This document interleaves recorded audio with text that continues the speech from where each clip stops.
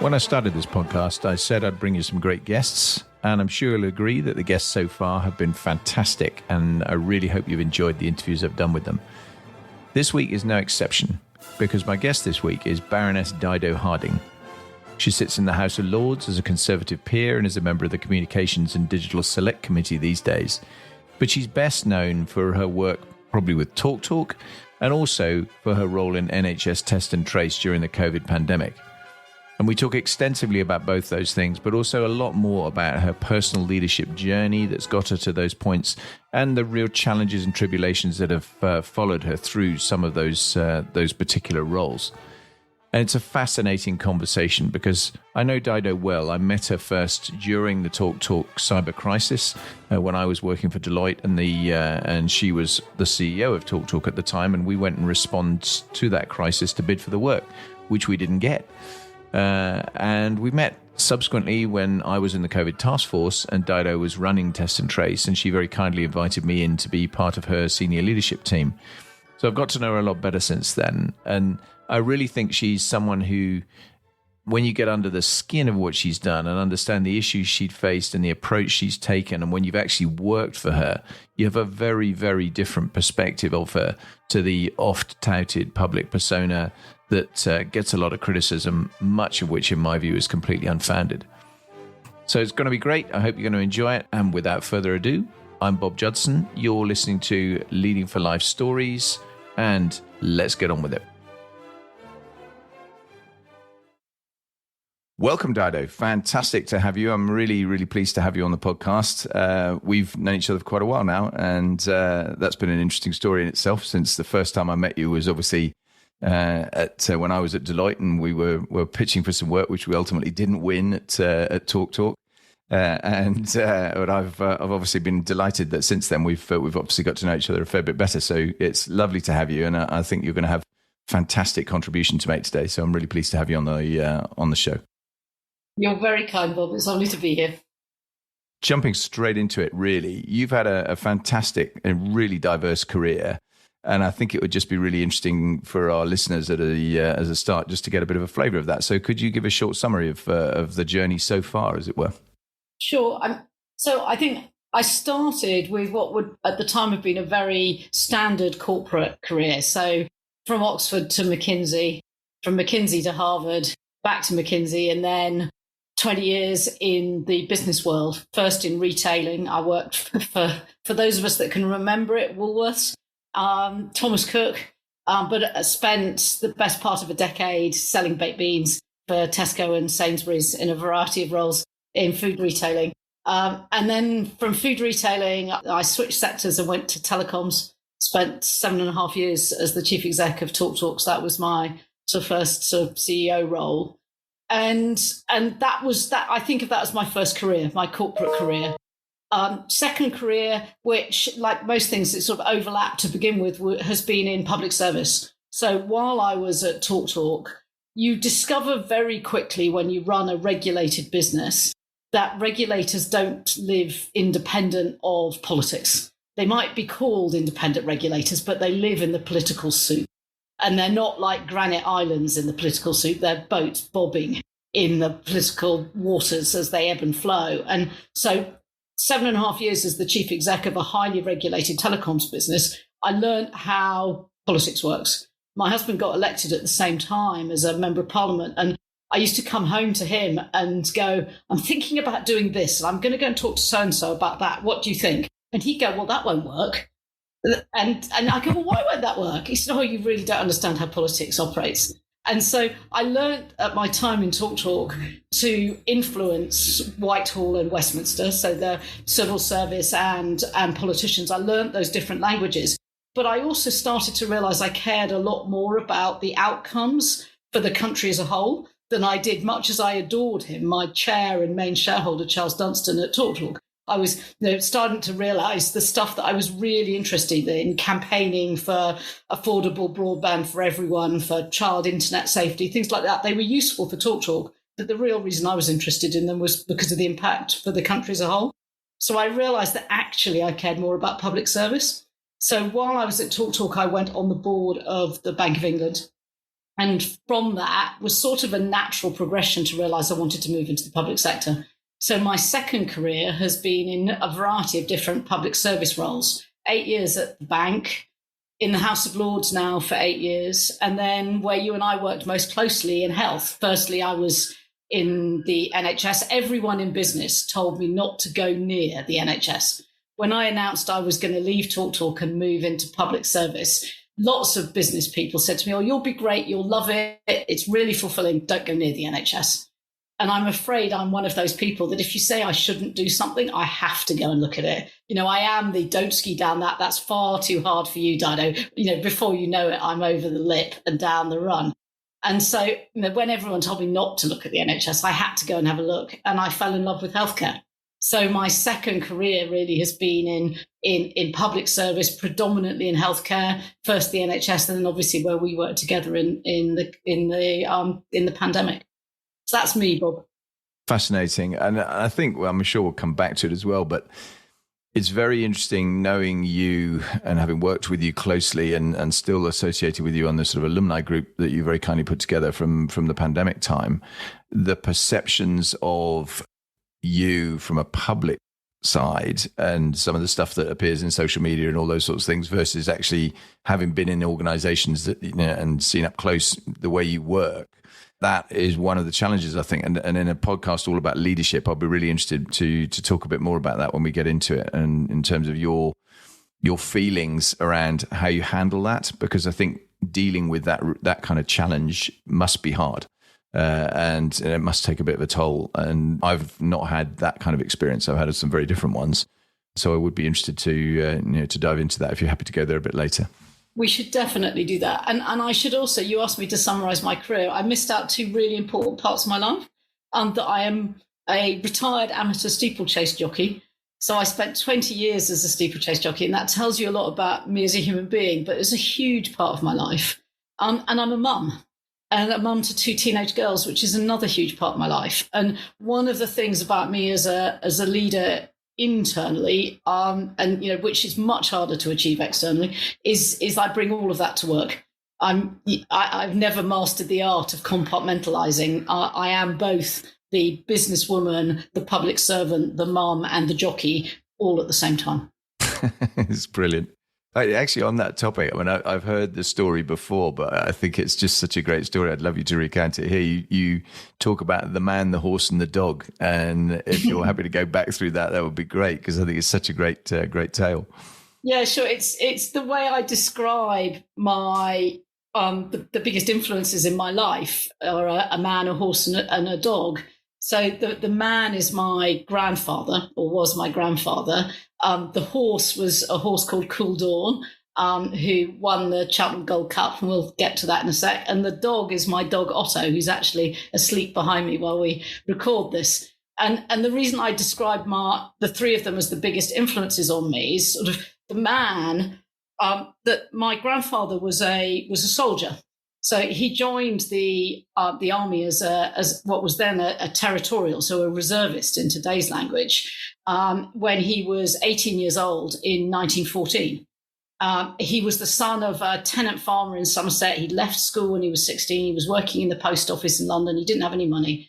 And to cut an extremely long story short, he finished his military career in the 50s as the then CIGS, Chief of the Imperial General Staff, so the head of the army.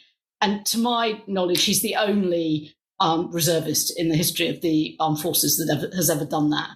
And I was the adored granddaughter. My grandfather was an amazing man. I don't think he was a particularly brilliant father to my dad, but he was the most incredible grandfather to me. And my grandmother died when I was 15, and I was his plus one in what, neuroscience tells us is our most formative time, in my late teens and early 20s. I used to go to stuff with him. And I didn't realise, actually, until I was in my 30s, quite what an influence he'd had on me. And the reason I know for sure he did was that he gave a speech. And I actually looked it up this morning before doing this podcast, because I wanted to get it right. He gave a speech in 1953 at a passing out parade at Sandhurst about leadership. And I only read that speech when I was in my mid-30s, when a friend of mine in the army sent it to me. And my husband found me reading this speech with tears streaming down my face. And John's like, well, what's wrong? Why are you so upset? And I said, the things in this speech, there are things that I believe in about leadership that I can't tell you why I believe them. For me, they're just a priori truths, but actually they're in that speech. So somewhere along the line, in my teens and early 20s, he taught me that.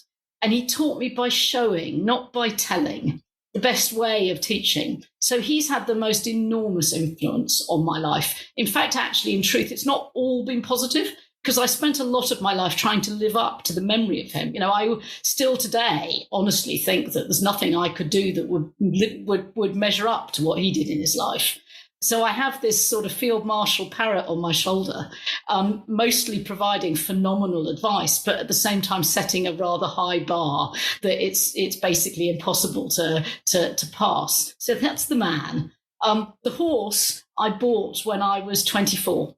And I'd come back from business school in America, and I got a whopping great loan from Barclays that had covered my fees and living expenses from 2 years at Harvard Business School. And at the time, Barclays had a brilliant MBA funding scheme, and almost every MBA student got their loan from Barclays. And we all knew the bank manager from Barclays who did it. It was a chap called Ron Barnes. And I called Ron when I got back to the UK and said, could I get an extra £7,000 on my MBA loan, because I wanted to buy a horse. And Ron, bless him, had a lot of experience of MBAs and actually knew that we would be a good return on investment. We would pay back our loans. So he agreed £7,000 extra on my whopping great business school loan to buy a horse. And this horse, a friend bought him for me, who was a professional racehorse trainer, for me to ride as an amateur jockey in point to points, and he was called Cool Dawn. And Dawn was a horse of a lifetime. He was 5 years old when we bought him, and he was bought because everyone thought he would be safe for me. He had been placed in a couple of Irish point to points, and he jumped very safely. And so they thought that he wouldn't kill me, the sort of idiot female amateur. And I'd had a few rides in races before I'd gone to America, but I was very inexperienced. And this horse was just a machine. And no one knew, because I rode him. No one realised quite how brilliant he was. And we won lots of point to points. I rode him at Cheltenham, at Kempton, at Ascot. And he got a bit too good. And so good that I lost the ride on him. And you have to be really bad to lose the ride on a horse you own outright. So I was the decision maker. So actually I jocked myself off. And again, to cut a very long story short, he turned out he was absolutely top class, and he won the Cheltenham Gold Cup in 1998. So I was 30, and there I was leading in the winner of the Cheltenham Gold Cup. People have spent millions of pounds trying to have a horse that good, and I'd got a loan for £7,000 when I was 24 to do it. And so it's an absolute, fairy tale story. And the reason why I say this has shaped me is that what that horse gave me was belief. He taught me that sometimes, just sometimes, dreams do come true. And that's an amazing life-affirming experience to have in your 20s, that to believe that if you take a risk, it didn't all work out well. He dumped me on the ground many times. People wrote some pretty vile things about me then as a hopeless amateur jockey. But his self-belief, the fact that he made me face into a really difficult decision. Getting off, or imagine if getting out of the Formula One car that you're driving because everyone reckons you're no good, and putting a world-class driver in. That's what I had to do in my late 20s. And I did it. I made the right decision.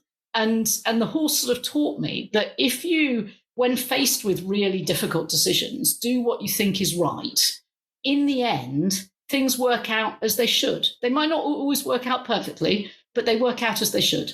So that's a huge gift. And on a really bad day at work, and, Bob, you and I had some together in COVID, I closed my eyes and I remember what it felt like landing over the last at Cheltenham on him when I rode him as an amateur, leading him in when he won the Gold Cup, and actually just going for a hack on him because he was so convinced of his own immortality. He made you feel amazing.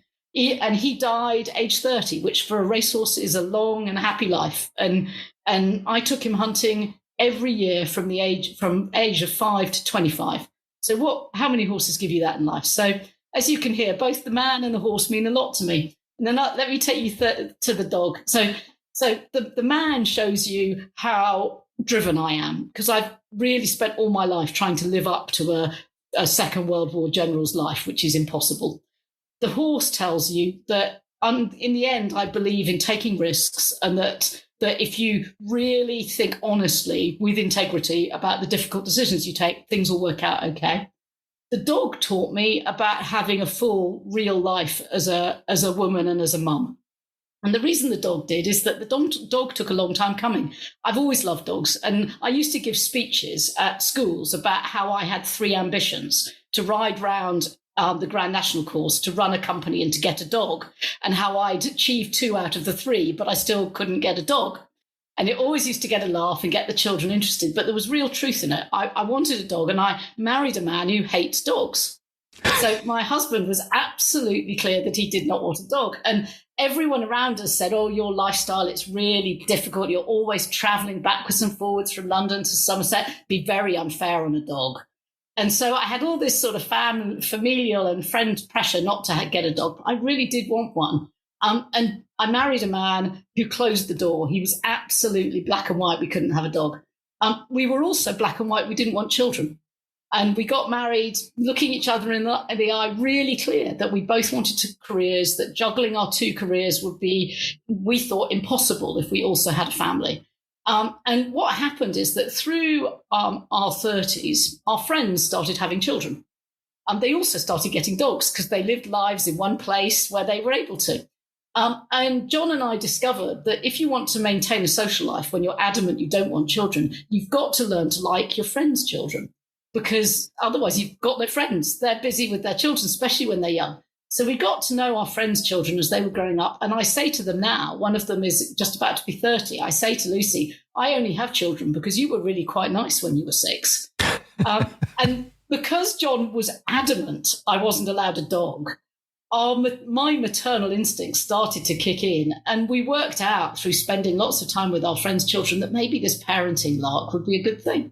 And actually, it was the best thing that both of us ever did. So the reason I talk about the man, the horse, and the dog is that I only got the dog after my 2 daughters persuaded my husband to give me a dog for my 50th birthday. I only achieved the dog by actually having the family. And the dog is an integral part of our family. And I tell the tale because you need to know the whole of me, the hugely driven sort of career woman, the lunatic jockey, but also the mum. And I think I have had higher highs and lower lows as a parent compared to anything else I've done in life. And I am definitely a better leader for being a parent. And I would have been an impossible mum if I hadn't had a career. You know, my 2 teenage girls are really clear. Please keep busy. We don't want you all that drive and energy focused on us. We'd rather it was focused on some other things in the world too. So that's the man, the horse, and the dog, Bob. Yeah, fabulous. No, it's such a good story. I think interestingly as well, I mean, on influencers, and we'll come back and talk a bit more about role models in a while, but I mean, my father was in the Air Force and during the Second World War, and sadly died before. You know, I was only 3, so I don't really remember him at all. But I've very, very frequently through my Air Force career, I've often reflected at key moments in that. You know, when I got my wings, and when I got onto a squadron, and when I got squadron command, station command, all those sorts of things. And I've always thought, I wonder what my dad would have thought. Because, you know, it's. I mean, he left as a wing commander. You know, he had a pretty full career, and clearly a very successful career, and very, very good operational one. Won a Distinguished Flying Cross and things in the war. But it is interesting how those influences play out. And dogs. I mean, I grew up with dogs. I mean, my mum was a dog breeder, and so I spent most of my childhood years being used as child labour in my mum's kennels, and being dragged around dog shows on a very, very regular basis. You know, we had a motorhome and would trundle off for the weekend or longer. And I'm quite surprised I've got dogs actually as a result of that, but. I talked recently to a group about resilience and personal resilience, and actually dogs, I think, for that, just as a life balance, something that, you know, almost forces you to get out, get some exercise, gives you it's sort of a completely unbridled love and support as they do. They are amazing as an animal, I think, for that. I'm sure there are plenty of cat owners who'll listen to this or curse me for saying this, but I'm not a cat person. But I just think dogs have a different approach to that. They just seem to somehow be completely loyal in a way that I think is wonderful. So it's great. It's a really, really lovely story.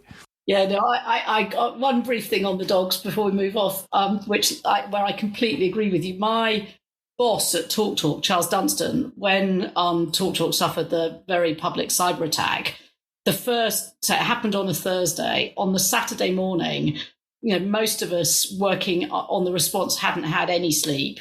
Everyone was terrified. Everyone was exhausted and stressed. And very consciously, my brilliant chairman brought in his black Labrador, Nancy. And I've never forgotten it, actually, as an act of leadership. He brought Nancy, the black Labrador, into the office, and she pottered around TalkTalk offices that Saturday morning, distributing furry love. And it was the most, and he did it very consciously. I know he did. I know afterwards we talked about it. He really thought about, as chairman, what could he do to help steady the ship? And I agree with you. I think there's nothing like a dog that's devotion, emotional antenna. They can smell us when we're stressed, can't they? And they come 100%. And they calm us down. So no, I've seen actually the dog in action, even in my corporate career. No, I completely agree with that. Going back to the very beginning, though, I mean, some of this, I'm sure, it was, as you say, you heavily shaped by your grandfather, etc. But what was it that motivated you, sort of, when you were finishing education and going and ending up at McKinsey? What was the first thoughts that drove you as you started that life? I mean, I think as a young I was 20 when I left Oxford. I went up quite young. I had quite a chip on my shoulder, in truth, in that, I wanted to prove that I wasn't just a girl. So bear in mind, now I had this extraordinary role model as a grandfather, but it was a very male and military family I was born into. My maternal grandfather was also a major general, and his father was a major general. The boys went into the army and the girls married soldiers. And that was not what I wanted to do with my life. I was teased at school at a careers session when I was about 12, saying I didn't want to be a secretary. I wanted to have a secretary. So I had this burning ambition to prove that I could live my own life and that it didn't need to be attached to a man. And so I think that was very much driving me. Also driving me that I knew I needed, if I was going to live a life on my own, I needed to earn a living. I didn't come from a super wealthy family. We had a small holding farm in Dorset, my parents did, and I was on a full grant at uni. So I was very driven when I left university to prove something. I think I was also, like a lot of people that the consulting firms recruited in those days, incredibly insecure, classic sort of insecure overachiever. I'd arrived at Oxford from a Catholic convent that didn't send anybody to Oxbridge. I'd had a wonderful but quite sort of, insulated upbringing in Dorset on a small holding farm. So the combination of insecurity driving me and a determination to prove that I could build a career on my own, as I described it, I suspect I was an absolute nightmare as a sort of unbelievably ambitious, driven, but quite insecure 20-year-old short blonde thing. Yeah, fascinating. And it's obviously succeeded, which is also a great outcome. With all the success you've had, and particularly the transitions from the different things you've done, I'm really interested in style and leadership style, and what you think is important, but also how you've adapted your style as you've transited through those various chapters of your career. Yeah, and there's the danger always when one looks back, the sort of rewriting of history, the leading through the rearview mirror. So I'm always a bit cautious in describing this, but because in some ways I don't think I've changed very much at all, but I'm sure I have. It's just always hard to spot it as you live it yourself. I think that one of the things that marks me out as a leader, and I suspect I've already been doing it in this interview, is that I'm an extrovert. I'm very open. I fundamentally have always believed in authentic leadership, that people follow you if you are demonstrating it. The words my grandfather uses are integrity. He talks about complete integrity, but actually for me, it means being really true to yourself. And that basic trait, whether that is in the judgments you make, really looking deep into your soul to make sure that you're doing what you think is right, but also in how you show up every day, being true to who you are. And I think my leadership journey, my style of leadership has evolved and deepened as I've got more and more comfortable with being who I am. So the Dido in my early 20s in McKinsey was probably too busy worrying about whether or not I deserved to be in the room and trying too hard to prove that I was good enough to be there, that I wasn't spending enough of my time, or probably initially any of my time, really thinking about the people I was trying to influence and lead. Whereas the most successful, mature leaders are so okay themselves that they're able to focus entirely on helping everyone else be okay and come with them. So I'm a really firm believer that that's the first building block of leadership, being okay with yourself. And I've described that as if it's a sort of lifeline continuum. It isn't. It goes up and down. When we put ourselves under pressure, we're not okay. And learning how to catch yourself when you yourself are not okay, and to sort of invest in yourself, restore yourself back to balance so that you can lead. I think that's a muscle I've developed over the years. And obviously I've developed it under some quite high pressure circumstances. I sort of joke to the team at TalkTalk that turns out for my leadership journey, TalkTalk was actually a dress rehearsal in comparison with the pressures that I was put under during COVID. But the base foundation to my leadership style is making sure that I'm okay. Because if I'm not okay, how can I possibly help you be okay? And the job of the leader, as I see it, is to get people to do things that they don't actually think are possible. And to do that, you've got to be able to address not just the clarity of direction, but the emotional barriers that are stopping people believing that something is possible. And you can really only do that from a position of solid ground yourself. So I think that's probably the biggest thing that's changed in my leadership style as I've done more work on myself. I've learned to have more faith in what I'm good at, and I am more honest about what I'm not good at. So I know who I need to surround myself with. And I've also got better, and God knows this is a work in progress for every human being. I've got better at spotting when I'm not okay. I'm not at my best, and I need to take myself off the pitch for a bit to refuel, reset, to be able to come back and lead the team. Even the 30-year-old Dido didn't know how to do that, whereas today I think more often than not I do. That's probably the biggest theme I'd pull out. Yeah, it's really interesting points, and I totally agree. And I think just to come back to one of them, the different self-awareness is fundamentally what you're talking about, and in a big part of that. And I'm so much a believer that is critical to being good in a leadership role at any level, frankly. But equally being aware that different circumstances demand different styles of leadership, and it'll be imposed on you even if you didn't realize it. I mean, you've seen this, lived this many times with the things that have happened to you. But I talked a lot when I was doing a lot more crisis management work that you can have a very collegiate executive or a very collegiate board who work brilliantly together and are totally focused and sort all the things out they need to do and are great in front of the media and everything else. But then actually stuff happens that's unexpected, unwanted, and really, really challenging. And that changes the behavior of not only you probably, but also the people around you.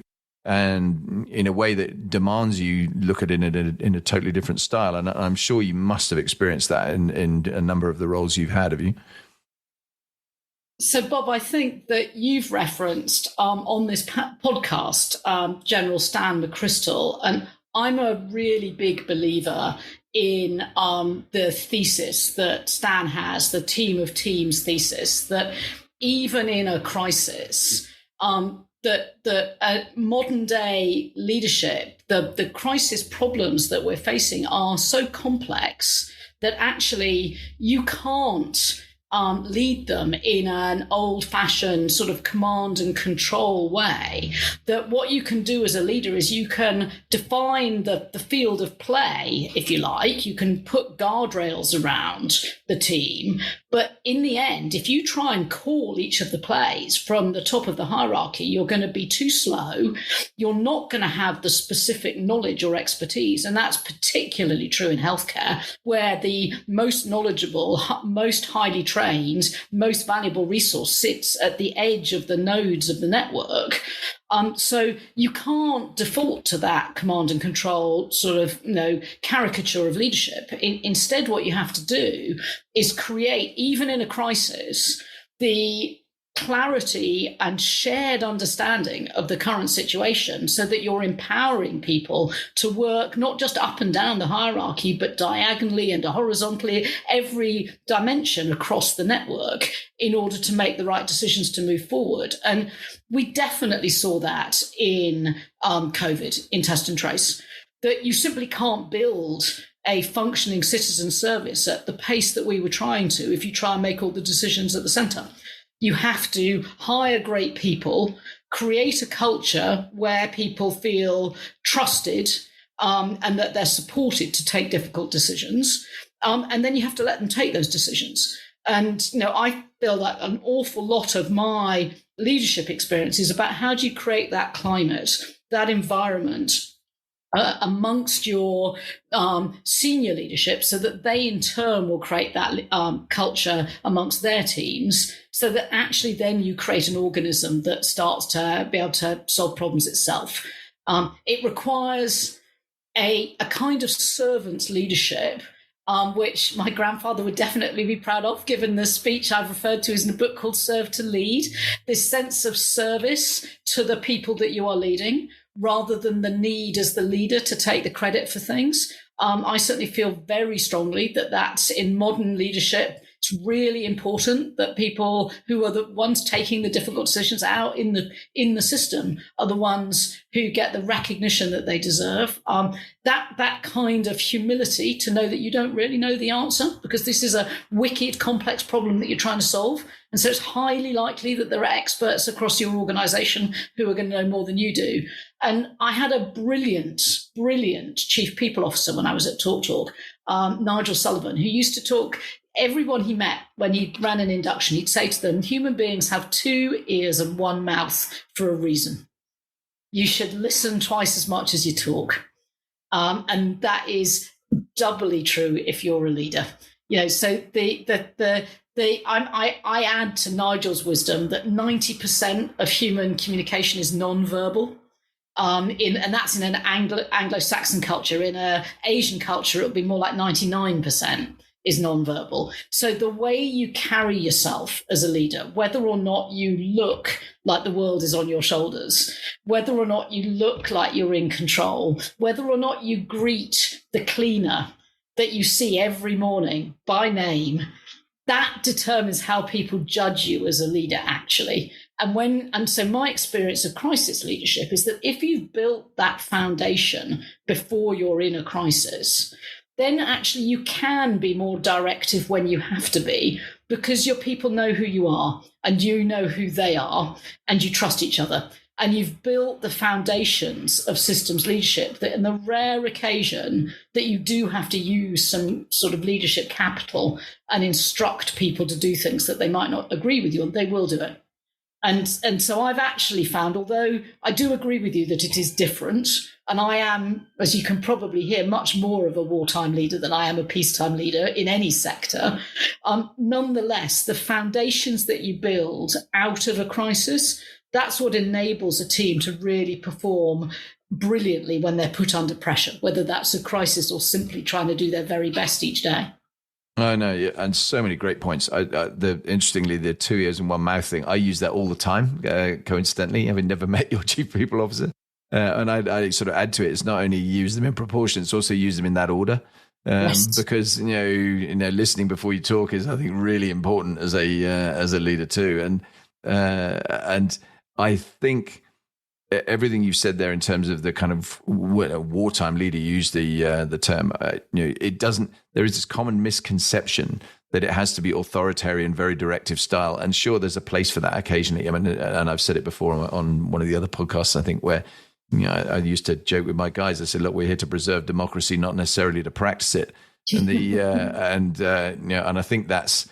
I hold to that. I mean, there were plenty of times when we'd have a discussion in the room. It'd be a pretty robust discussion. Ultimately, I had the casting vote, and I think that's important to keep that in mind. And exactly as you said, people recognize that if you've invested enough time and built up enough capital, and it's a great description of it as a leader, that people will respect you for having to take tough decisions when that's the appropriate thing to do.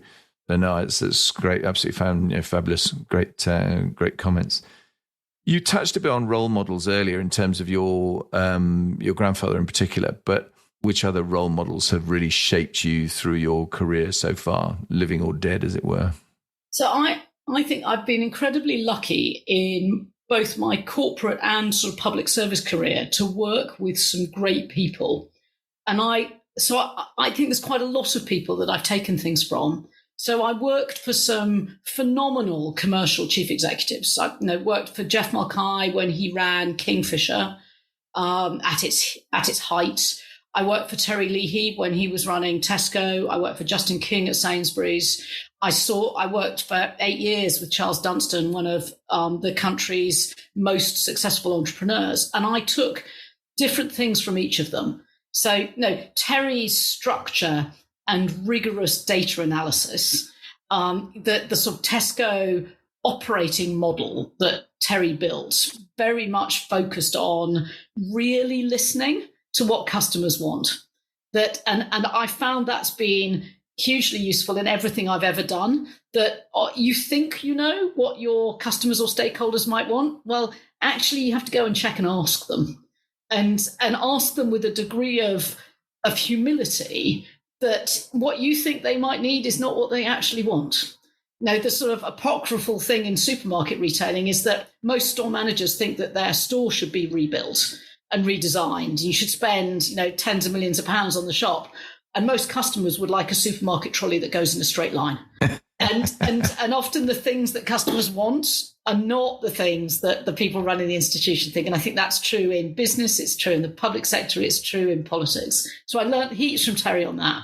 But on the other hand, Terry wasn't particularly warm and easy to work with in comparison with some of the other bosses I've worked with. So Justin King at Sainsbury's, Justin showed me that you could be your whole self at work. Justin was the first boss I had that if his teenage children texted him in the middle of a meeting, he interrupted the meeting to respond. And for a man to do that in a meeting is a hugely empowering thing. And Justin was brilliant at enabling everybody in Sainsbury's to feel that they could be their whole person at work. And as a result, it was a substantially more culturally diverse and inclusive working environment than the Tesco that I had come from. So I learned a lot from Justin about how to allow people to be who they are, and that in doing that, you get the best out of them.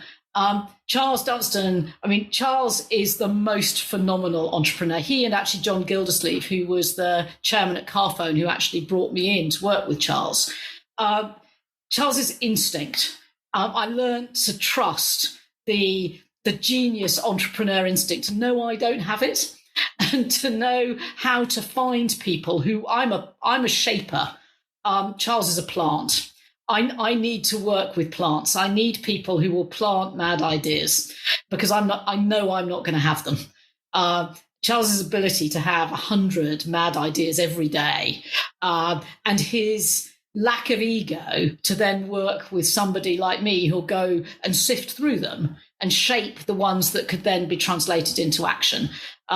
There are a lot of amazing self-made billionaires in the world, and thanks to working with Charles, I've met quite a few. I've met very few that have the humility and lack of ego that Charles has as well, and that that shaped me hugely. Watching someone who'd been so successful, had made so much money, but was so human, is so human, and embraced everyone who worked with him as they were a member of his family. That's a great gift. And I try to role model that a lot every day. You will notice as I talk that I haven't got very many, if any, female role models. And that was one of the things that did shape me in my corporate life. There were very, very few women above me, almost no one, in fact. And I think it took me a long time as a leader to work out how to be me, because I didn't work with anyone who looked like me. And it's given me a lot of empathy for people of all minority groups. That when I went to Oxford, as I said before, I had a huge inferiority complex when I got to Oxford. I didn't know anyone there. No one from my school went to Oxbridge. My mum had been told she couldn't go to university by her parents. That's the sort of background I came from. And everyone in a position of authority at Magdalen, where I was male. And I actually don't think I really realised that, but I definitely subconsciously felt it.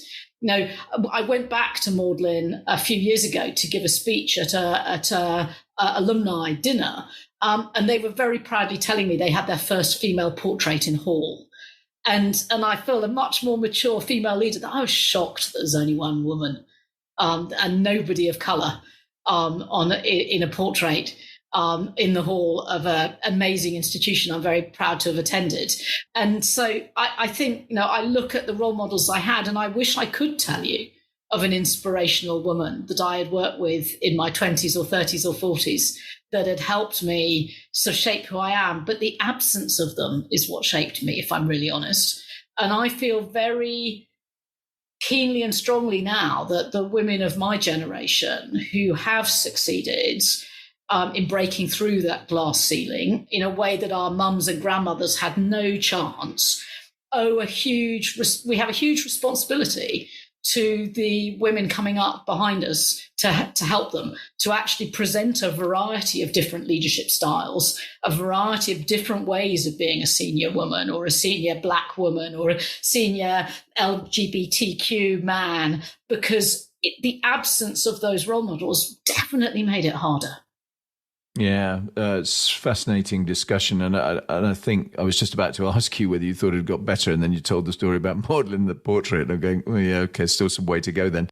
And one of the things I'm trying to do on this actually is have, with the guest list I've built up, which is just really as much as anything contacts and ideas in terms of people I want to get on, over time, is definitely to be diverse, is to be, to have a real mixture of people in every sense.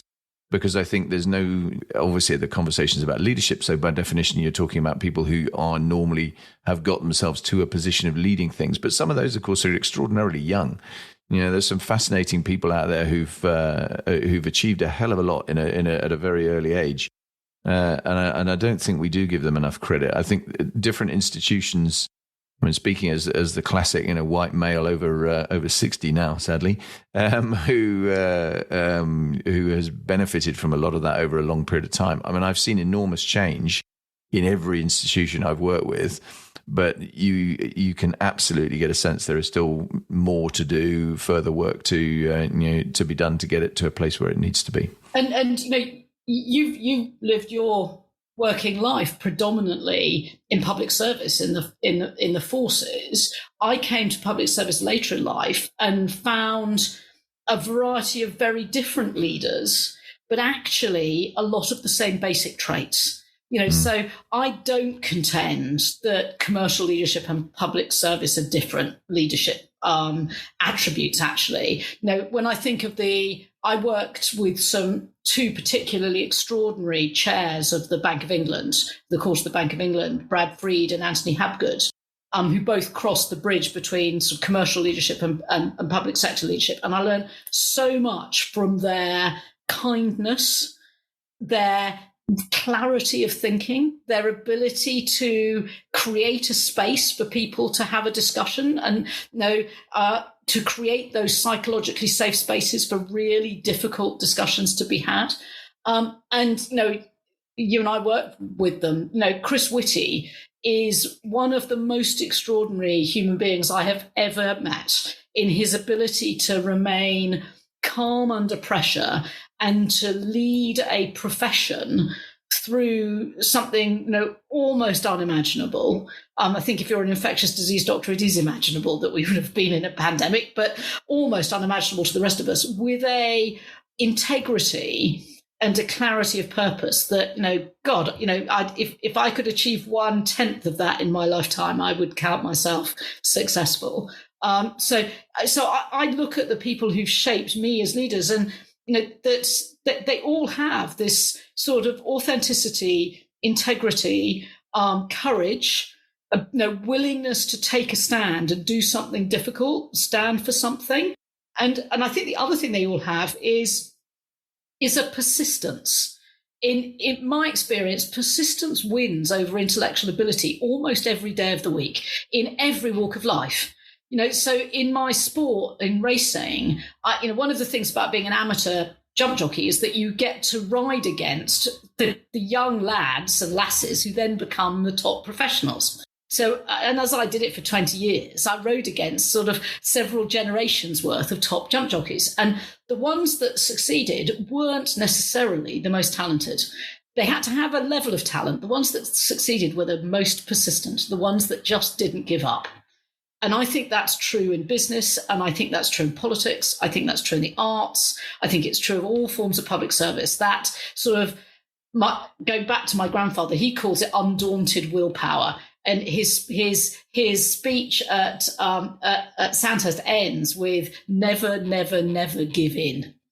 And I would observe that the most successful people in all walks of life have that persistence, that sort of bloody-minded determination that they're going to keep going no matter what. Yeah, it's really interesting. In fact, the podcast that I only launched recently talks about, it was my flying training. It was a personal stories version. And I had a torrid time in the beginning of flying training. I failed virtually every test when I was at basic flying training. Ended up on review a lot, ended up under the spotlight constantly, and had a number of chop rides, final decision point, pass this and carry on, fail, you're done. And I make exactly that point because I'm completely convinced that effectively bloody-minded persistence and determination that I wasn't going to give up. It didn't matter what happened. I was going to continue focusing, fighting, to succeed in the career that I'd chosen and I wanted to deliver in. That made the difference. If I had folded, then of course it would have ended very differently. So no, I totally and utterly agree with you. With that in mind, it's a great segue, I think, actually, to, with all you've learned and everything you've seen, if you were now advising school-age Dido, what would you say to school-age Dido? Well, the sort of obvious first thing is to believe in myself a bit more. The school-age Dido didn't believe in herself in the way that I've just sounded like I do. I still have to give myself a firm talking to each day that I go into the House of Lords that it's okay, you deserve to be here. But the school-age Dido didn't know how to do that, to give herself the confidence that it's okay, you deserve this, you've earned it, you've worked hard, it's okay. So having more self-confidence in myself is something that the school-age Dido needed. Perversely, the other thing the school-age Dido probably would have benefited from is being sort of told how much she terrified other people because of how driven she was. I had some phenomenal coaching feedback when I was in my 30s, when I was struggling to get where I wanted to be when I was at Tesco. I had a first time I was introduced to a professional coach, and Maggie, who I've worked with on and off ever since then, got some 360 feedback on me, and she sat me down and she sort of said, I don't think you realise how intimidating you can be, that you're so busy worrying that you don't deserve to be in the room, that you feel you need to prove that you deserve to be in the room. So you feel you need to make the smartest comments. And that's all that's going through your head. What do you think everyone else in the room is thinking? And what are they thinking about you? And the school-age Dido was so driven by this insecurity I wasn't taking the time to understand what was going on for other people in the room. And that it took me, and I still have to sort of watch myself, this tendency when I'm sort of nervous and stressed, to recognize that I can then translate that into a very forthright, crystal clear articulation of what I think that steamrollers people. And so recognizing that actually I could scare the living daylights out of these sort of elder white men that I was in the room with when I was sort of 25, and that they had their own insecurities, and that actually I need to think about how I could help them. And sometimes the best way to help them was to shut up and to only offer a comment if it would genuinely help them rather than prove that I was smarter. I think that's what the school-age Dido needed to know. Yeah, it's really interesting. And I think actually to your last point, one of the things I perceive that's changed recently is I think there are quite a lot of older generation, and I don't think it's just men in this context. I think it's men and women as well in leadership roles, public sector and private sector alike, who are finding themselves in a position where they've got to walk on eggshells a little bit with the younger generation, with some of the language that is now they grew up with, which is now unacceptable. And I think that's a real challenge that is hard to navigate for a lot of people. I see that. I find it a little bit myself, but I certainly see that with lots of people I talk to as well. And I don't really know how we see our way past that, but it's just one of those life challenges that is currently there. And I don't think necessarily there's as much empathy as there needs to be from some of the people who are in that younger cohort, by and large, who are looking at what what's going on, because they just don't see it as a why don't you get that? You should instinctively understand that that's unacceptable, and and so on. I love the Mark Twain quote that when I was 18, I thought my father was an idiot, and by the time I was 21, I was amazed at how much he'd learnt. That is the nature of being a teenager, isn't it? And the world, from an evolutionary perspective, we need our teenagers to think of themselves as the center of the universe as they work out how to chart their path away out of the family. But yeah, I'm constantly told by my teenage daughters that I'm an idiot, and that's very good for me, actually. I think it comes back to what you were saying earlier around how do you practice the 2 ears, 1 mouth, and listen to the teenagers, because some of these things, these issues, they've explored in a way that we didn't have permission to. And so they have got some wisdom in there if we try hard to hear it. Oh, 100%. No, I totally agree with that. I think they, as you rightly say, they're the future. So, you've got to invest in them. You've got to turn around and get that right in terms of what the world looks like. We'll get into that sort of section where I'm going to ask you about highs, lows, and stuff, along the way. And the first part of that is, what do you wish you'd done differently, and why? Yeah, and I knew you were going to ask me this, Bob, and I'm really bad at looking back. I find it quite hard to say, chart a different course. Part of me wishes I had found my path into public service earlier in life, because actually I have been massively happier as a human being since I shifted out of the commercial world and moved into public service in its broadest sense. I do quite a lot of stuff for social entrepreneurs at the moment, which I really love. So I think it took me a very long time to find the environment where my drive and determination, but my value set, my desire to make the world a better place, could actually blossom. And so if I look back through the whole arc of my life, I probably spent quite a lot of time in my 20s and 30s doing jobs that weren't making me very happy at all. And as something I look at, the younger generation are much more thoughtful about the impact that they want to have on the world. Whereas I was sort of a bit of a sheep, really, following the sausage machine from Oxford to McKinsey to Harvard, to corporate life. It took me a long time to work out that wasn't really me. And I might not have made as much money, but I suspect I would have had a more fulfilling whole life if I had worked out who I was a bit earlier. So that's sort of the meta thing. I mean, there are so many things that I would do differently if you put me back at the beginning of May 2020, building NHS Test and Trace, and we can talk about some of that in detail if you like, because we did something so fast under so much pressure, it would be extraordinary if we hadn't made loads of mistakes. So there's lots of different things that, if you ever get the chance to press the rewind button and rework through these crises differently. And I've played back in my head lots and lots of times, what could we have done to have better built public trust in what we were building so that Test and Trace didn't become the sort of lightning conductor for all things that were challenging about managing COVID in the first 3 or 4 months. Because, obviously that was pretty horrible for me, but that's not the reason why I played that back. I worry that we lost public trust in the service that we were building in those early months. And trust is so easily lost and so hard to win back.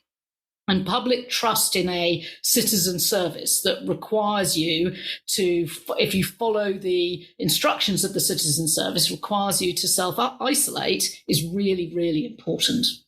So the single biggest thing I think I would do is try and work out what could we have done differently to have built trust rather than made Test and Trace the place that everybody used as the sort of the can to kick backwards and forwards on lack of trust, which I'm certain meant that fewer lives were saved than would otherwise have been.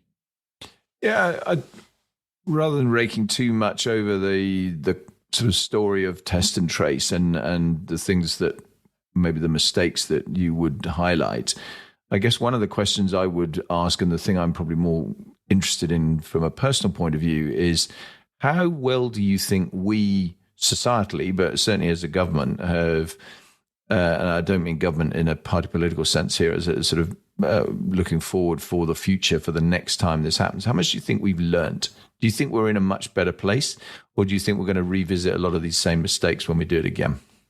That's such a big question. And I think it's quite early days to call how much we have and haven't learnt, not least because the public inquiry, the UK COVID inquiry, is still in its very early stages. So I hesitate to give you a definitive answer. I think that there's something quite profound about pandemics that mean that societies find it very hard to learn from them. So, for example, if you go back to the Spanish flu, there's almost no literature set in 1918 and the Spanish flu. There's a huge amount of literature set in the First World War, but nobody really wanted to go and relive experiencing the Spanish flu. So the writers didn't succeed in writing books or plays or films about it. I fear that the same is happening with COVID, that no one really wants to go back and think about it. I think you might have even just done that. Let's not go through that now. And I think it's partly because a pandemic touches everybody. Every single person in the world had to restrict themselves from the most basic of human need, which is human contact. And I think that, you may think I'm really mad, I think that has quite a deep psychological impact on society. And one of the psychological consequences is we don't want to go back and relive it. So books about COVID haven't sold very well.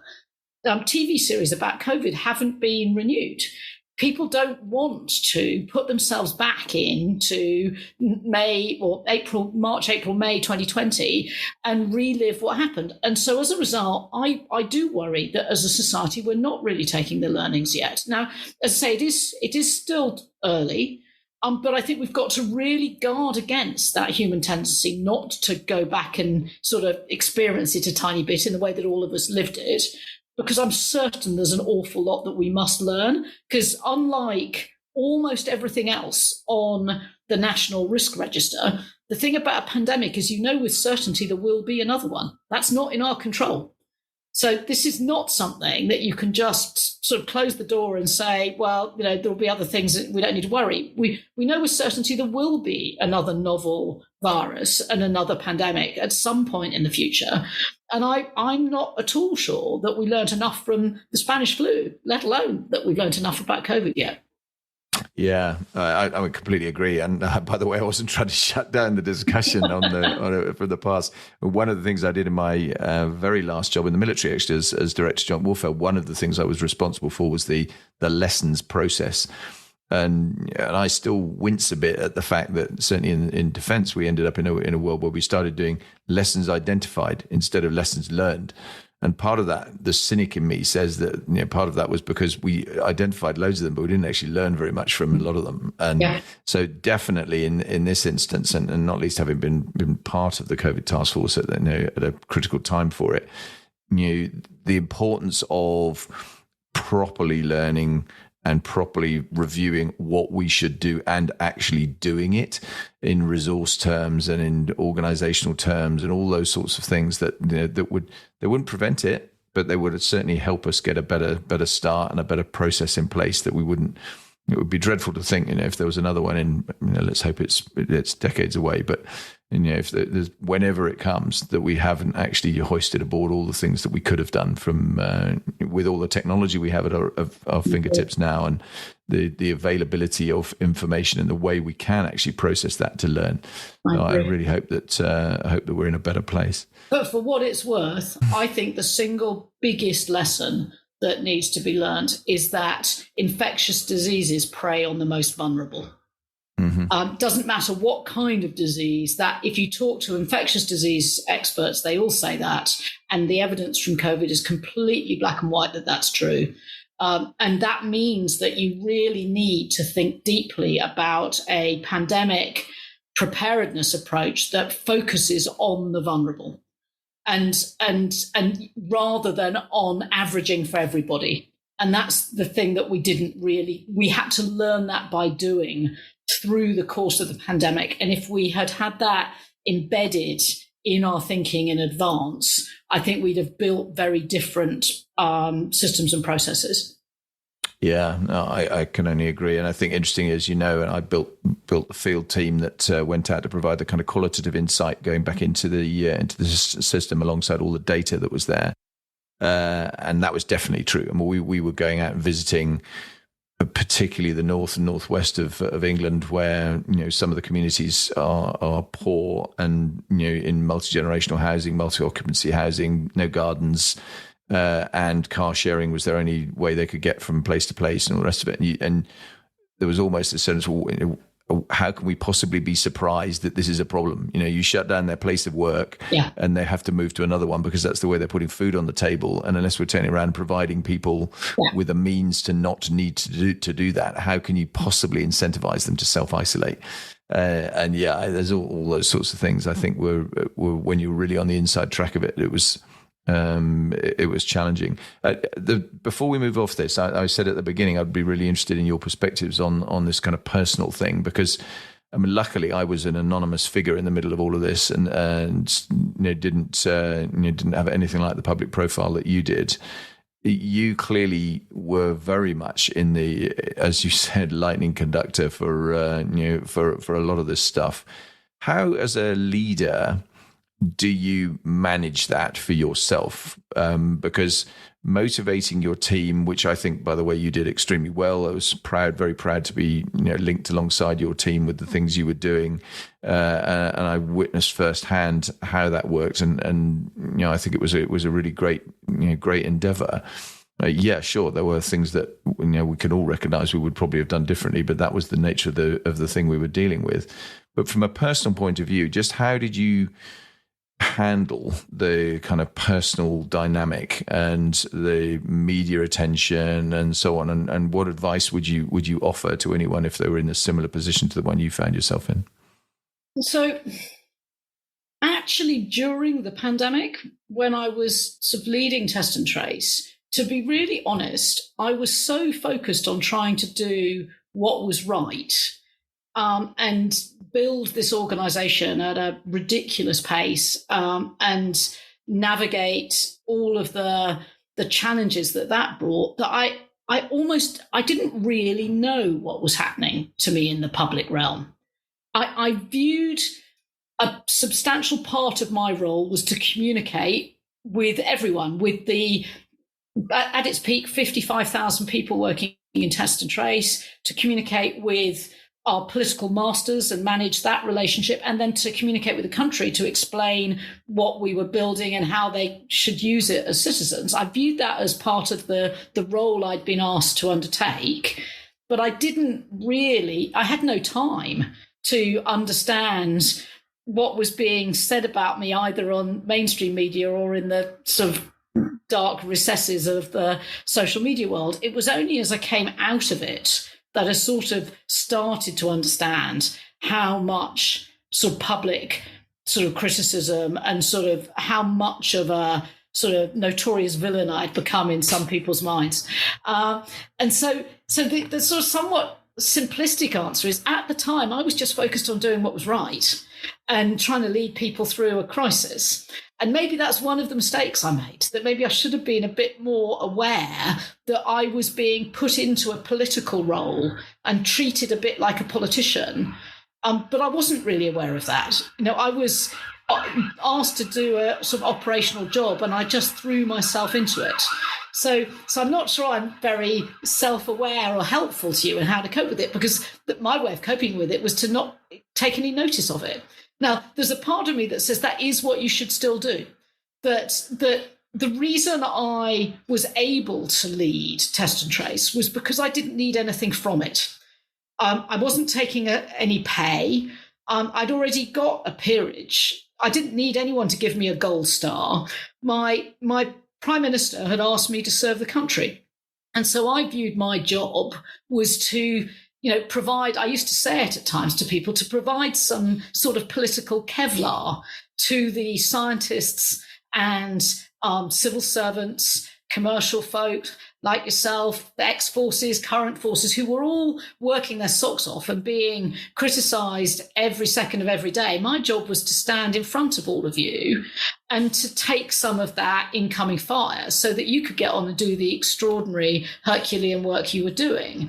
And I could do it because I didn't need anything out of the system.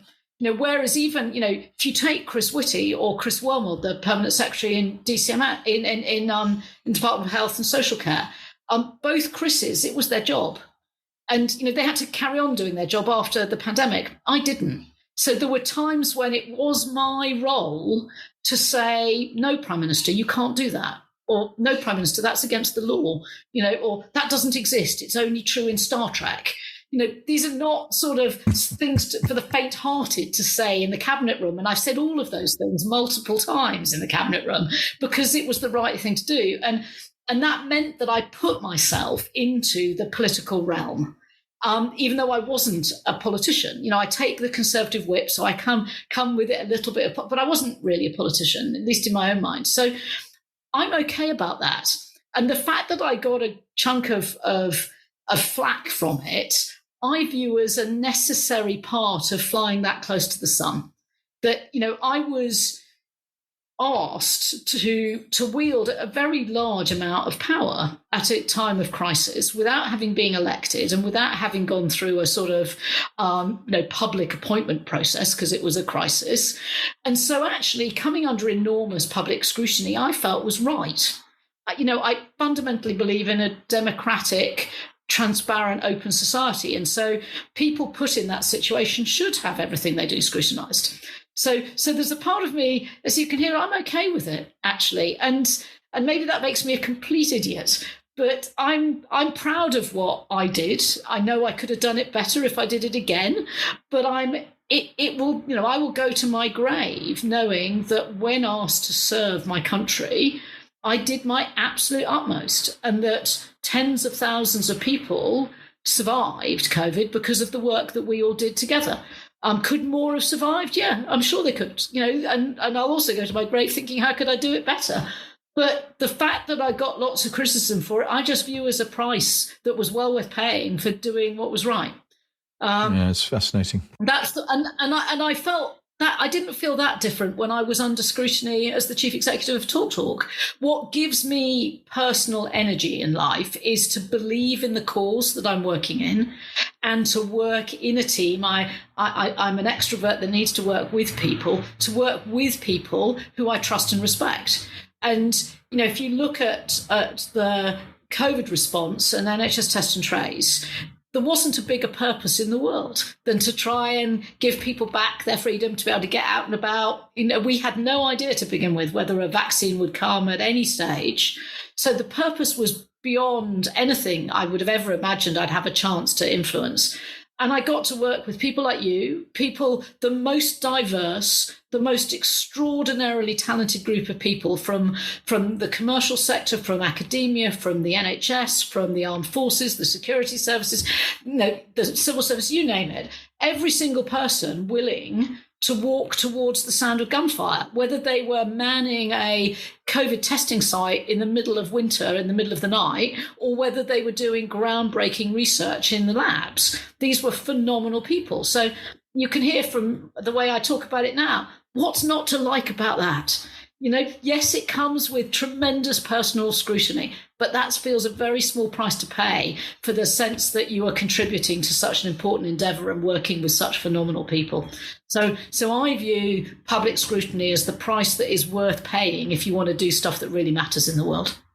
It's really, really fascinating answer. And interestingly, I've used you in a nice way, I hasten to add, as an example from when you were at TalkTalk. And I remember that because there was apart from mentioning at the beginning that obviously I was at Deloitte at the time. We were pitching to help you in the crisis, but we didn't win that work. And we still used, obviously, when we were talking to others about crisis in generally and crisis preparedness, which we did a lot of stuff for.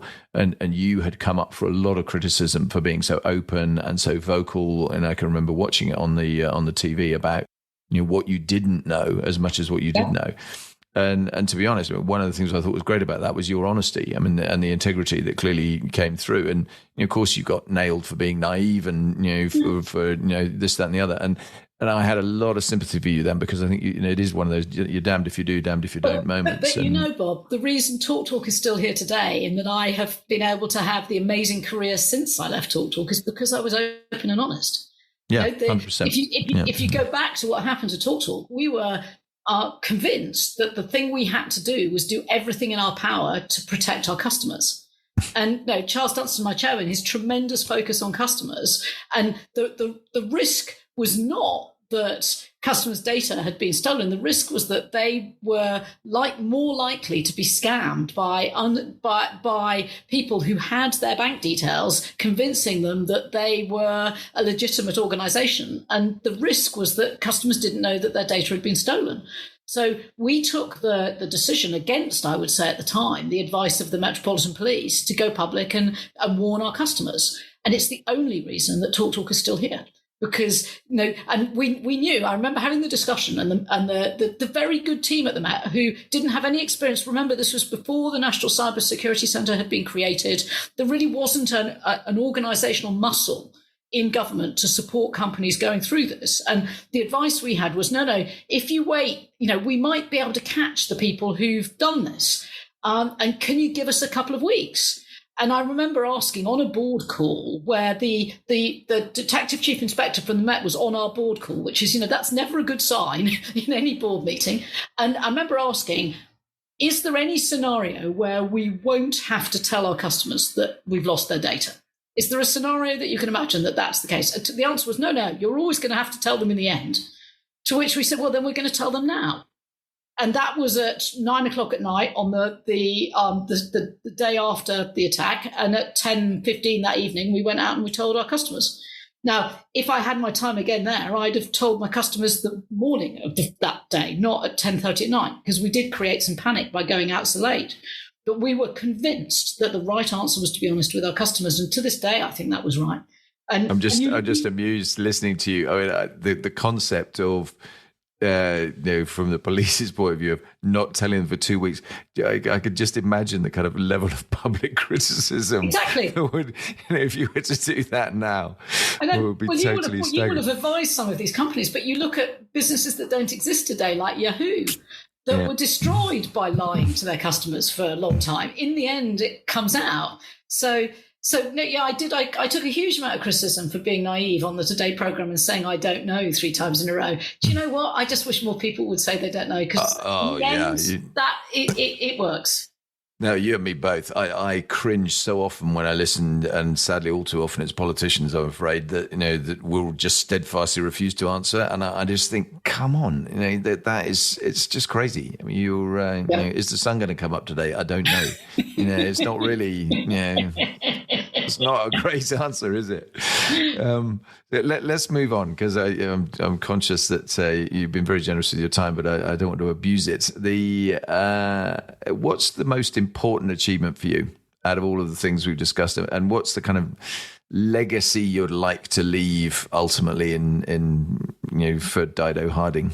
So those are two. Well, they're intertwined questions, but they are different. So the career, and I'm going to answer it in sort of thinking of the different facets of my life. The career Dido, I will go, as I've said, I will go to my grave incredibly proud of what we achieved in NHS Test and Trace. Now, as it happened, the vaccine came earlier than was anyone thought, and we were all able to get back to normal life without needing to only have the testing and tracing infrastructure as our defensive approach. But I know that we saved tens of thousands of lives, and that's the proudest thing I think I will ever do in my life from a professional perspective. But actually, when you ask what I'm most proud of, I'm really most proud of my two teenage girls. And the fact that they go out into life with a role model of a mum that has somehow been able to sort of bring them up, have a husband with a serious career, and have a career in her own right, and hold it all together.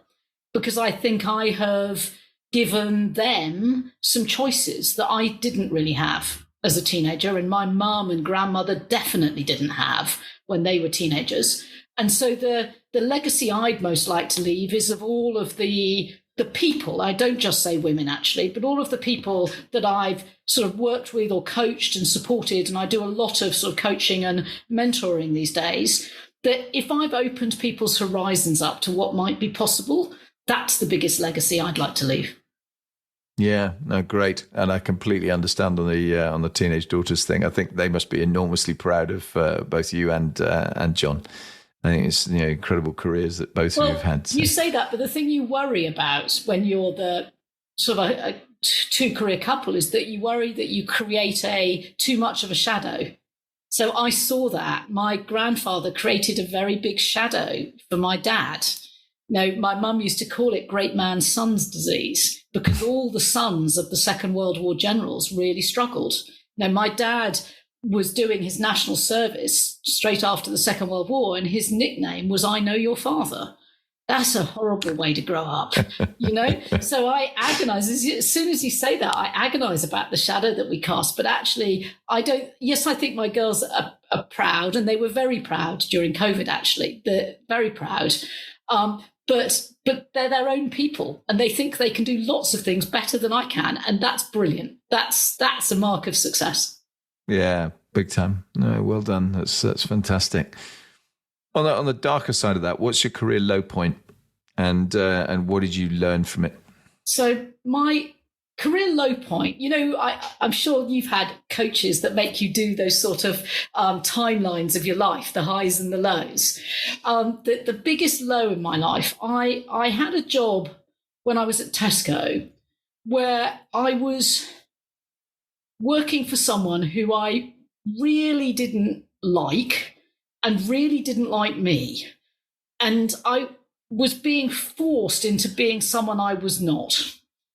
And this when I first met my coach, Maggie, and I was sent off to meet 3 women who'd broken through the sort of glass ceiling, were all chief execs in their own right, outside Tesco as part of this coaching program. And I told them my story about how I thought that I was being asked to behave and that I wasn't being heard, I wasn't able to be me, that I could give you the actual feedback I was given. I was told that I said we too often in the boardroom, not I. It was a very macho culture at the time in Tesco, and I said we, and I gave credit to the people in my team who'd done the work. I didn't say I. I was told I didn't dress appropriately. Now, I was at the time still riding as a pretty serious amateur steeplechase jockey, and I was riding against professionals. And I was in the gym most mornings, and then I'd come into a trading meeting at 8 o'clock in the morning, eating breakfast, and I didn't have a Prada handbag and full makeup on because that wasn't who I was. But I was told I didn't dress appropriately. And basically I was told very clearly, you don't fit in. And I definitely had two of the most unhappy years of my life in that job, where I wrestled with whether or not I was willing to conform to be the person that Tesco would accept at the boardroom table, and concluded, and it took me 2 years and a child.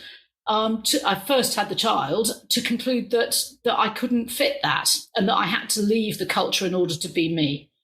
And I wish I'd made that decision a lot earlier, because I had 2 very, very miserable years of sort of crying in the toilets when I was being shouted at and screamed at and told I was an idiot. All the while, actually, it was because I didn't know how to bend my style to fit that culture. And then once I worked out how to, I knew I didn't want to.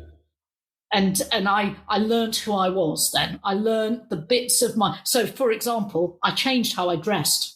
I concluded that if these men were so stupid that if I dressed more smartly and carried a posh handbag, I would have more influence. That was cheap and easy to do. But I refused to say I and conform to the macho culture.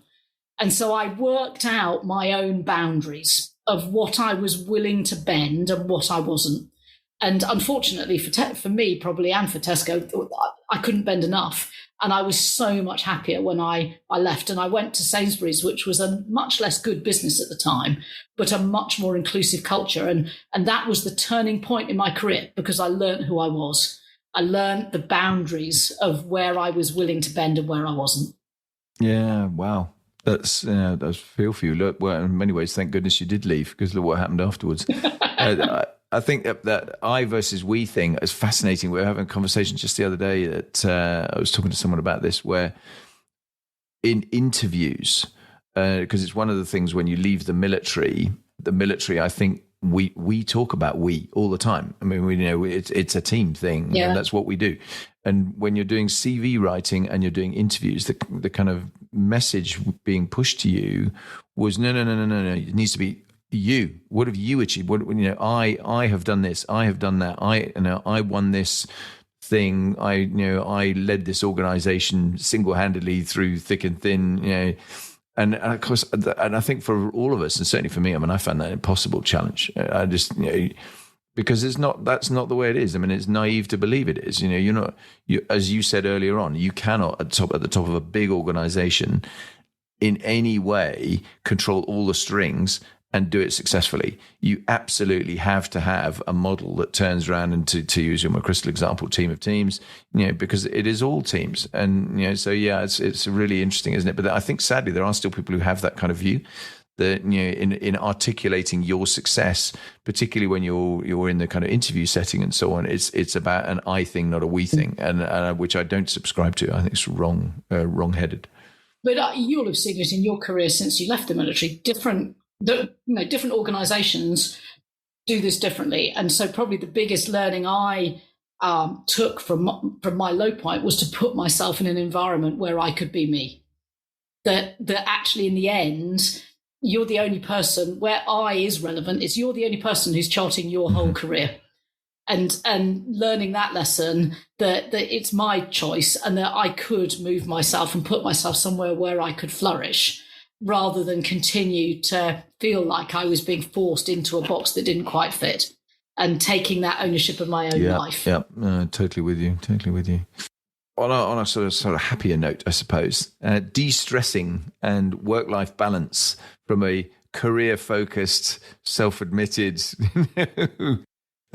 person. What do you do to de-stress and relax? How do you square that circle? Well, I mean, it took me a while to realize that it wasn't the companies I work for that meant that I worked so long hours. It's me. I am a workaholic. I have to, declare that, and a lifelong one. I've learned over the years how important exercise is to me. I'm not going to say anything that other people won't have already said on your podcast, Bob, because there isn't a magic sort of secret sauce. It is the basics of sleep, exercise, eat properly, and take time to do things that you love. And that's you have to do that. And so I sleep a lot, actually. My nickname is Dido the Dormouse in the family because I'm a good sleeper. I've always been a good sleeper. And when under stress, if I stop sleeping, I will take the odd sleeping pill to make sure I do.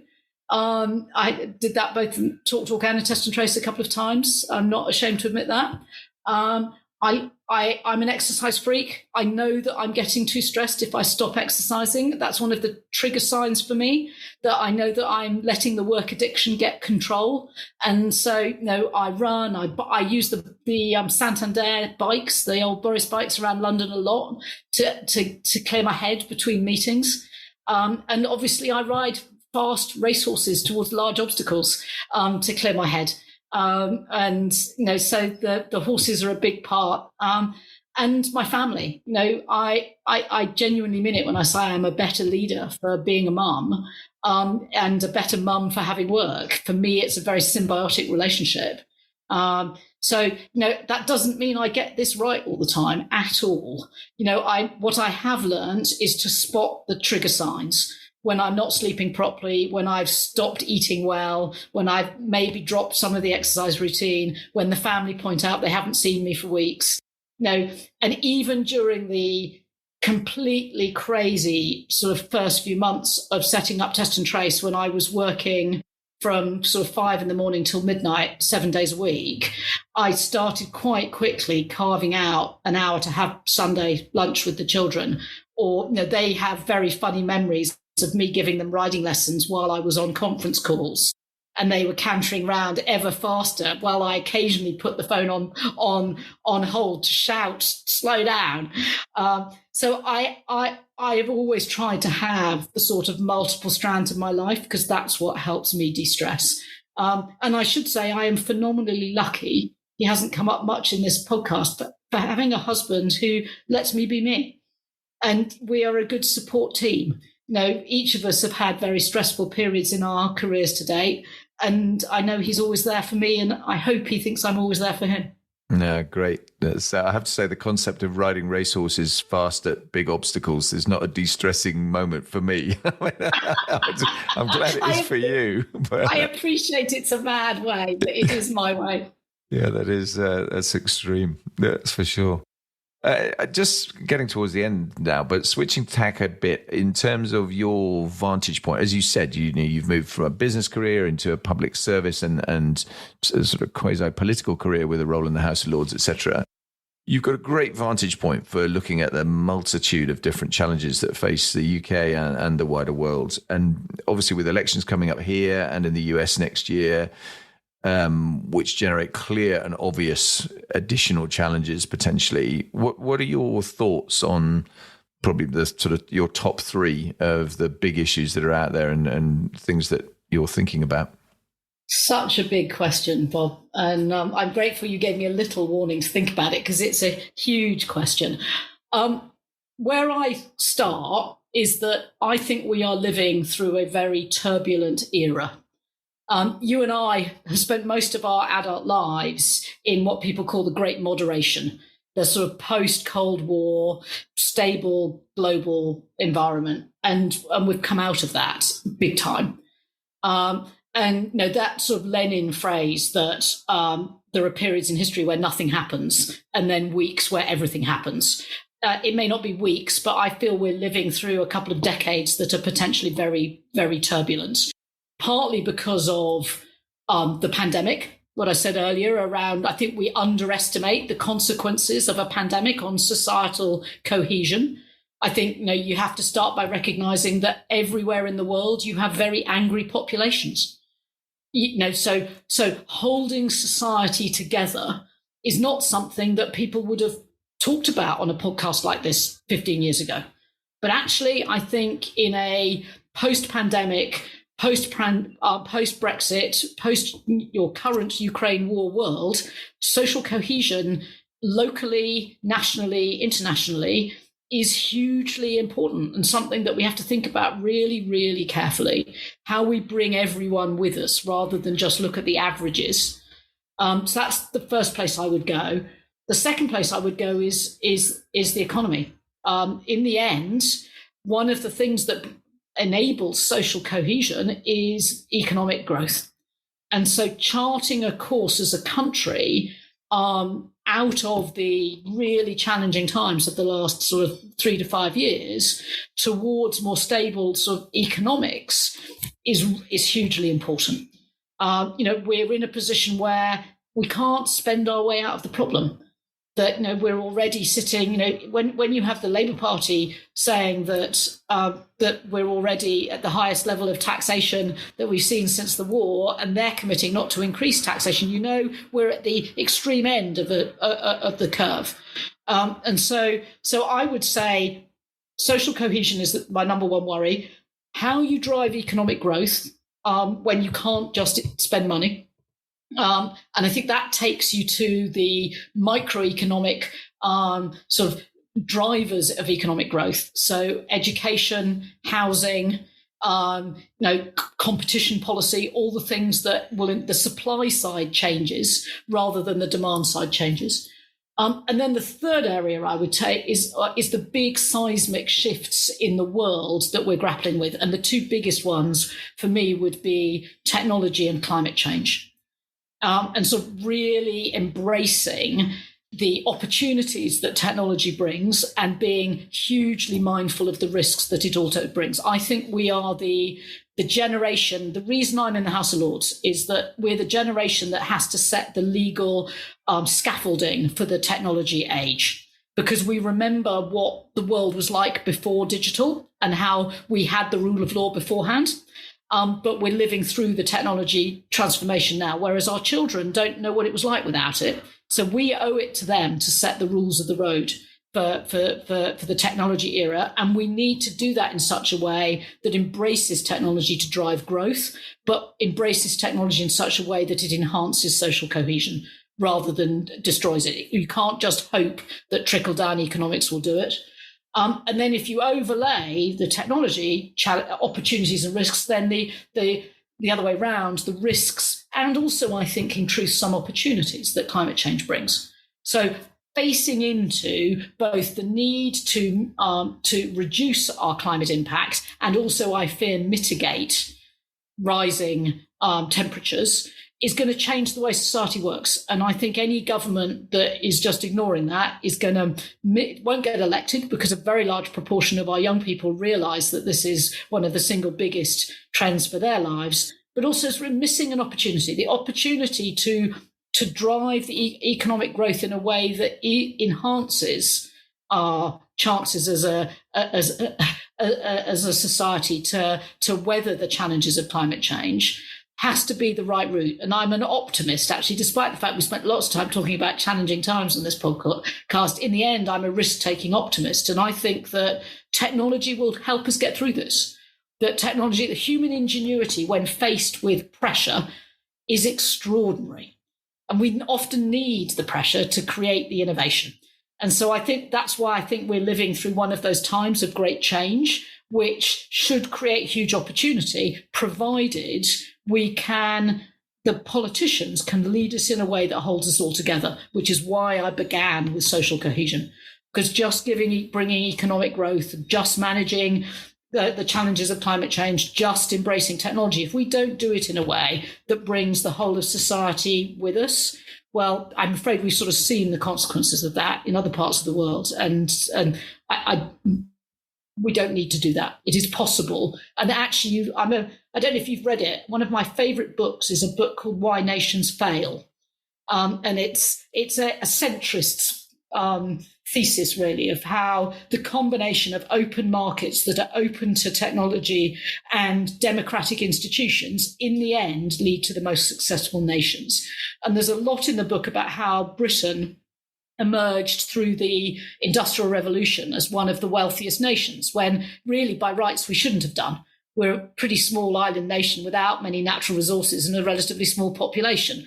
But we weathered that transformation because we were open to the new technology, but also because we, if you think of how hard fought the Corn Laws were, how hard fought the beginnings of universal suffrage were, I think we're living through a similar period in time. So I think the politicians have got to think through how they embrace technology, but do it in such a way that brings society with them. Sorry, that's got a bit serious for a second, Bob. No, it's a really great. That's my view of life. That's a really great answer. I think the innovation and pressure thing, I think, is fascinating because for me as well, I agree with you. I think that, and when in the context of climate change, it's how close do you get to the cliff edge, or have you actually already come off the edge of the cliff before you actually start really feeling the need to do the things you need to do? I mean, interestingly for me, COVID, the vaccine development, and who would have thought, you've alluded to it a couple of times, the speed and success of the vaccine development, and not just one vaccine, but a multitude of different vaccines, was quite extraordinary when you look at the global effort that went into that, because it was a global, really big crisis that had to be fixed. And I just wonder if we actually were better globally at joining forces and doing stuff in a more innovative way, how much more successful we would be. And I fear that the only way we're going to get to that point is when we are pretty much about needing to pull the ripcord on the parachute, having gone off the cliff. Yeah, well, I mean, we're getting quite political now, but I campaigned for Remain, and that ship has sadly sailed. But I do think there is a huge need for us as a country to be outward looking, collaborative and open, because the problems that I've just sort of described and the opportunities are not national, they're global. And we as a country, small though we are, do have a seat at the table to shape those discussions. And, that maxim that all it takes for evil to set in is for one person for good people to do nothing. The same is true at a national level. We might not move the dial on climate change through our own emissions, but we can move the dial through our leadership in global institutions. The same is true in the way that we shape economic growth, the way that we tackle mass migration, which is undoubtedly one of the biggest challenges that the world is going to face over the course of the next sort of 1, 5 and 20 years. So I'm an advocate for, in that sense, a global Britain, a Britain that is outward looking and collaborative, because these problems are not going to get solved any other way. And also, as you just said, the solutions will come from the alchemy of innovation, of crossing boundaries, whether that's scientific disciplines or geographies. Yeah, so true. Great. There's 2 questions that I want to finish with, which I ask everybody on this podcast. The first one is, what's the most memorable event of your career? But in your case, I think I'm going to change it slightly. I'm going to say your life so far. Oh, memorable to who? Memorable to you? Memorable?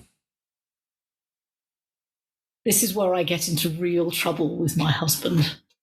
It is landing over Beecher's Brook in the one time I've ridden round the Grand National course.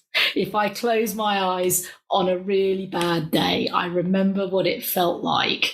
Both, and I'm doing it now, I can picture taking off and landing over Beecher's. As I landed, there was a horse that had fallen in front of me, so it was quite a hairy moment. And the horse I was on managed to leap over the horse in front of him.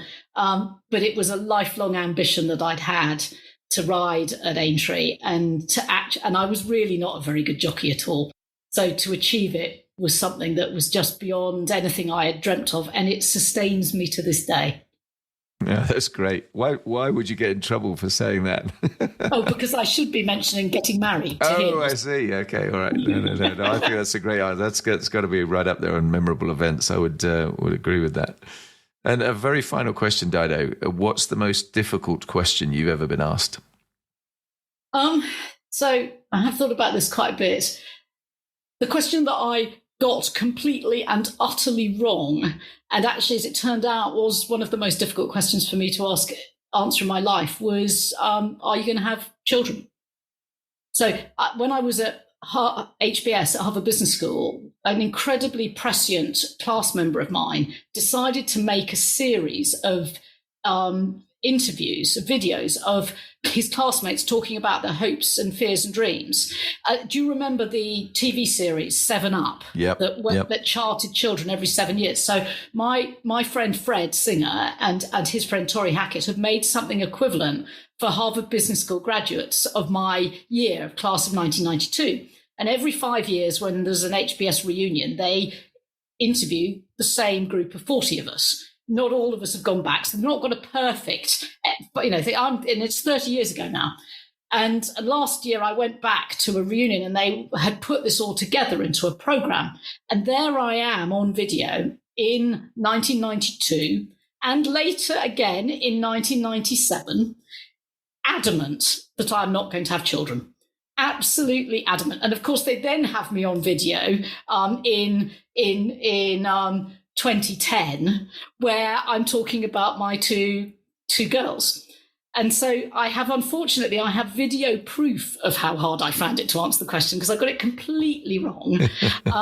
And it was a question that I did agonize about a lot through my 30s. So that was the hardest question of my life to date. Wow.